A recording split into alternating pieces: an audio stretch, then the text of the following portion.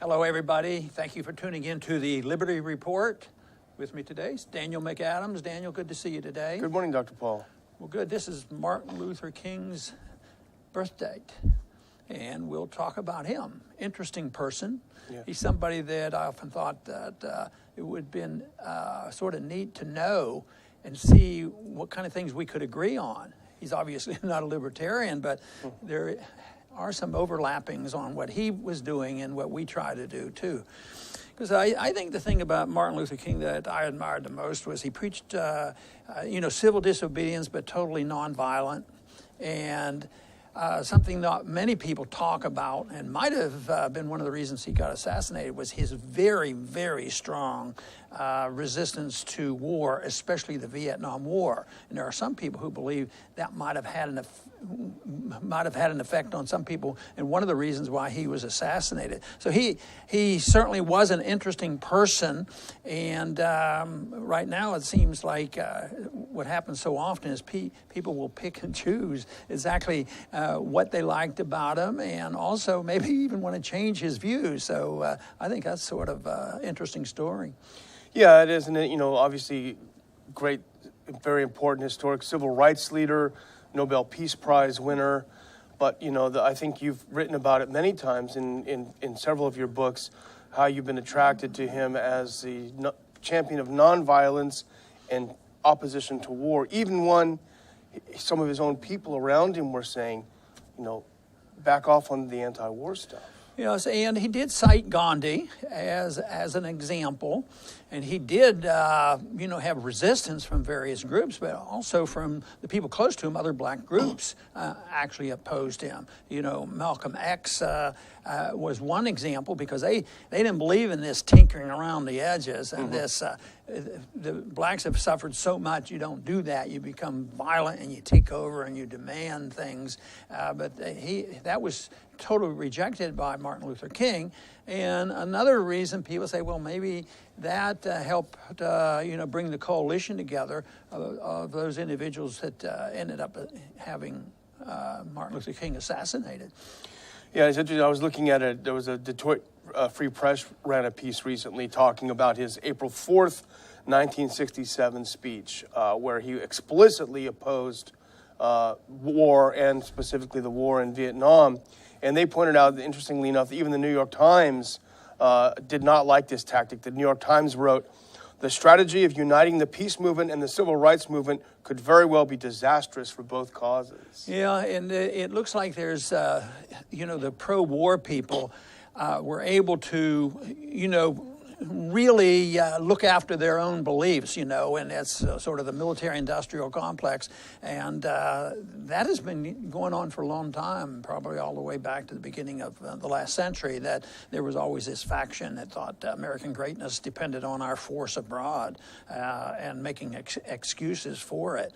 But, the quote that has been used the most and associated with Martin Luther King is very interesting.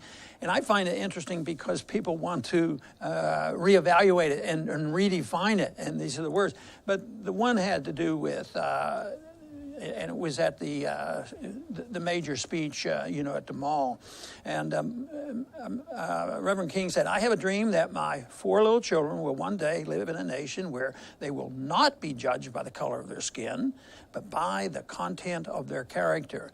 And I just can't see how anybody can, oppose that, but that if it's taken literally, which I believe he meant it literally, that this diminishes the argument for aggressive affirmative action. That not only should people be judged by their character alone, it would exclude affirmative action, because if all of a sudden you say, well, we have to adjust, even if it requires people who were not guilty of the abuse. 100 years later or something like this, all of a sudden we're going to punish somebody and give them special privileges. That's really where the division was. And some of the individuals say, well, he really didn't mean that, and we live in a different age now. So it reminds me of the argument about the Constitution. You have to have a flexible Constitution. Truths aren't, absolute, and you have to modify them. And they say, well, he never meant that. And that's a hard thing to swallow when the words are pretty blunt. Yeah, and I think if anything, he was not afraid to say it like it is.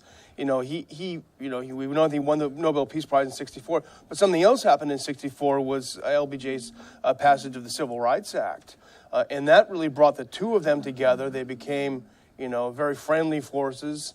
Although he was never a political activist, but he sacrificed all of that, and he opposed LBJ in the war. And in '67, several speeches that he gave virulently opposing the war, and it destroyed his access to political power in Washington, his relationship with LBJ. So he wasn't afraid to sacrifice for what he thought was right. That shows you how powerful the forces who promote war are, what they can do. And the other thing that works on the people who want to be pro-peace and nonviolent is this stigma attached to those individuals as being weak people. Yeah. And you have to be masculine and tough and mean and a warrior and this sort of thing. And that's been going on, I guess, throughout the ages. And King even argued the case that civil disobedience and the practice of nonviolence requires a certain amount of strength and conviction, and not many people get recognized for that. But weakness goes to the individuals who go along with the status quo, and that's what we saw almost all the time in Washington. We had a couple handfuls of individuals who weren't ready to just bow over to anything with status quo, either the status economic quo or the military-industrial complex or the partisanship. Yes, whatever I need to do. We don't want to rock the boat. But I think that he understood this, and that's why he was a very powerful individual and have an influence on it. And I think the other thing that it wasn't just that he was anti-war for sentimental reasons. He had some very strong moral arguments for this, and that makes people very nervous. They don't want to fight morality, but if it's just, they're confused, and they don't understand, and they don't know why we really need to have an empire, and this sort of argument they want to. But he was a man that would argue from the moral standpoint on why we don't need to be over there killing people. I mean, his statement about what to do, I think I could have used it during my campaign. Just come home. That's what he was saying. Just quit it and come home, get out of Vietnam. Just think of many lives. And that was in, what year was that? That was in 60, that would have been right before, about 67 or so. Just when it was really getting moving. He probably, if they'd have listened to him then, there could have been 40, 50,000 Americans not killed by that. Of course, the libertarian position is none of them would have been killed because we wouldn't have been over there. But anyway, if they'd have listened to him then and they turned on him, and I think ultimately that was one of the reasons he was killed. He also made another point that I remember you making in a slightly different way. You've pointed out that, if we stop our interventionist foreign policy, this huge batch of money that we'll save, some of that can be used to help people over here that have problems, that need help, and a lot of it can be used to pay. He pointed out that it costs $500,000 to kill one Viet Cong overseas, where we only spend $3.50 for each poor person in the U.S., and he said a lot of that goes to people who already have jobs administering these programs. So, and that's where we have the disagreements with the progressives, a good progressive, Dennis Kucinich. And we talk with him, and he's a good person, but we'd have a disagreement. He'd probably be more aggressive on the fund. But the one thing I had conceded, and I've said it many times, is that if you cut $50 billion out of fighting senseless wars, and you save a bunch of money and cut down the deficit, and you try to get more money back there, that you don't attack the people that we condition to be totally dependent. And I'd use the point, what should we do? cut child health care Yeah. before we cut the war? And you could do that if you were working your way out of it, which I've always argued they're not going to do it. They're going to keep doing this until the empire ends, until something like what happened to the Soviet Empire would happen. But there is such a strong belief in empire, the necessity of it, and this feeling of strength and determination.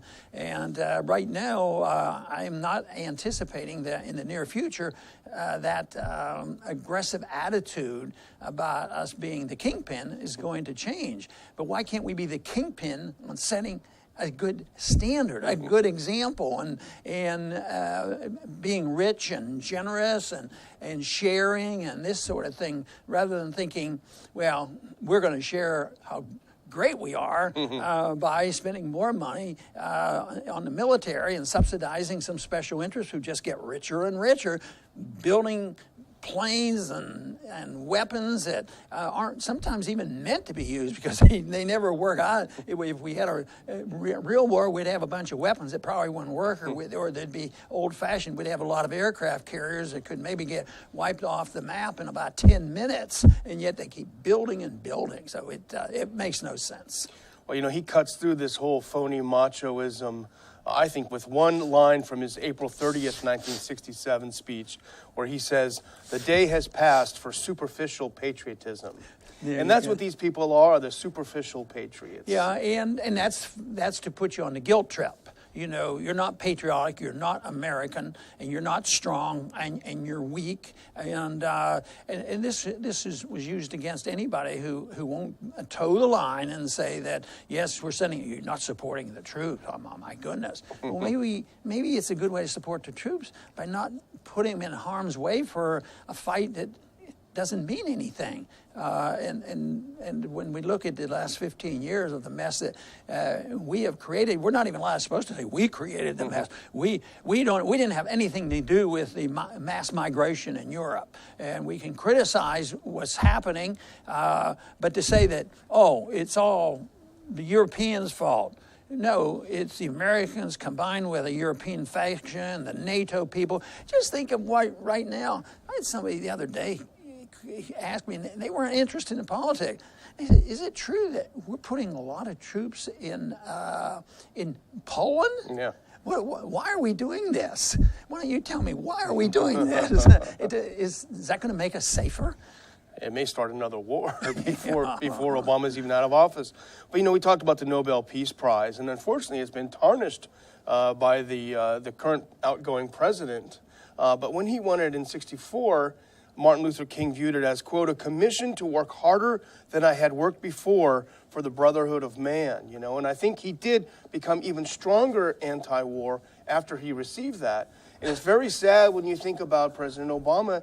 Every single year of his presidency was spent dropping bombs. And he got worse, actually. He got far worse. I had a view of him, and he didn't have that much record on what he really would do on foreign policy, but my view was that he might not be too bad. But it turned out that as time went along, even right up to the end, these troops in Poland right now, that's of his doing, but no, it's NATO and this thing going on.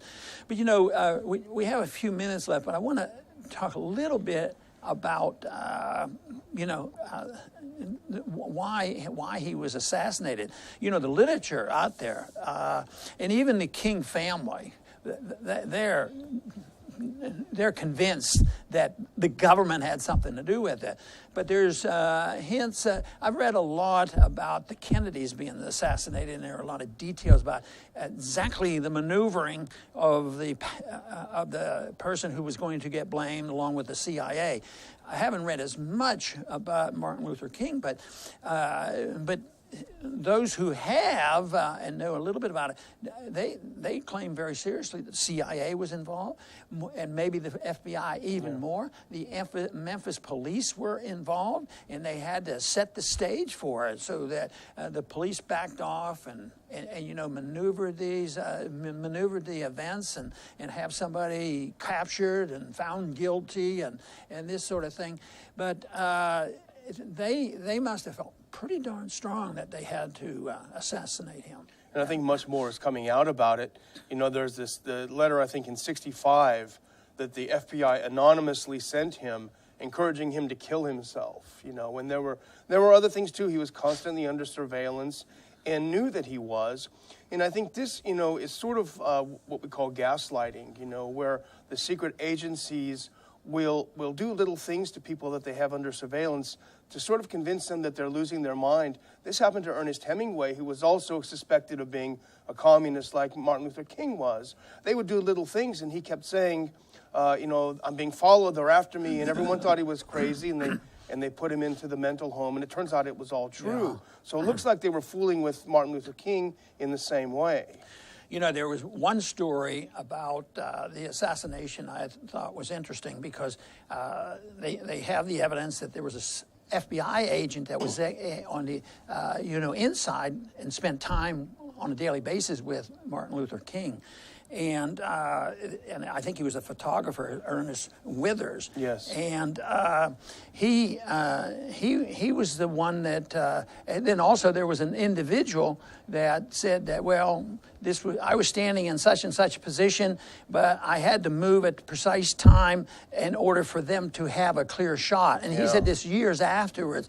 So the evidence is, I think, overwhelming. And even though the government wouldn't investigate it, of course, if they did, it would be just another cover-up. But the King family had some civil, trials on this, and they were found guilty on this. The people that were that there was a conspiracy to kill him. But this is, and just think of today. And I'm not going to talk about sides on the argument on the CIA and Trump right now, but it was almost like, what are they doing this for? You know, why would the CIA be so involved and particularly? And it's been way back. You know, it wasn't just once or twice. It's constant, and that the CIA, I think, is very, very deadly, and sometimes.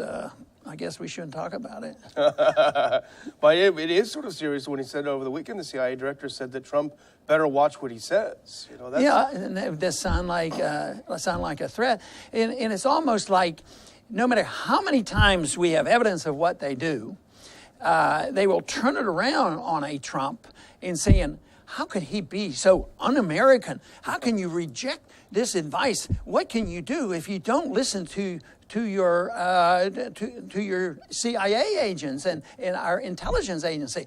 Well, why should you listen to it if it might not be true? So, the ultimate resolution of what's going to happen with the CIA and what really is going on, I think it remains to be seen. But this whole idea that if you don't take advice from the CIA agents, which the evidence is out there, that they're not defendable. I don't see how they can do that. Yeah, and look at someone like Martin Luther King, who was so unyielding in his opposition to war and what ultimately ends up.